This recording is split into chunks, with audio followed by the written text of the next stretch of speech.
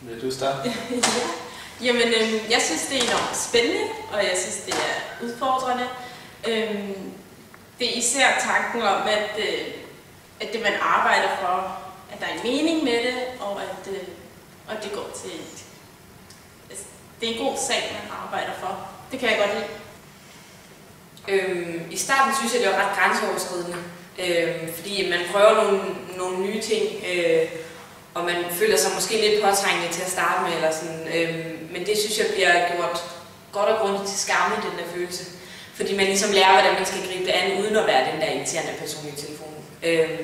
Så jeg synes faktisk, det ender med at være rigtig, rigtig spændende, som Sabine også sagde, at man ligesom snakker med nogle forskellige mennesker. Det er ret sjovt. Telemarketing kan være lidt udfordrende, men jeg synes, at man lærer at argumentere for det, man står for, og det er altid spændende at træffe nye mennesker.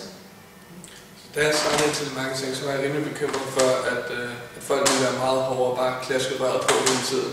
Men det er faktisk overhovedet ikke min oplevelse. Jeg synes, der er rigtig mange mennesker, som er utrolig åbne for en snak.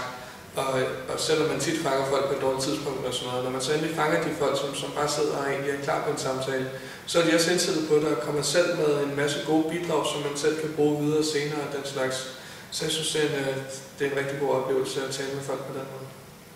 Det miljø i hvert fald, der er i telemarketing-afdelingen hos Amnesty, er jo særligt specielt, fordi vi har et rigtig godt sammenhold med hinanden, og vi bakker hinanden op, og ja, der er også en klar etik for, hvordan man taler til folk, og at man ikke skal presse folk for meget, eller altså, at man virkelig viser respekt for den, der sidder i den anden ende. Det synes jeg også er rigtig vigtigt, så man kan gå hjem med god samvittighed.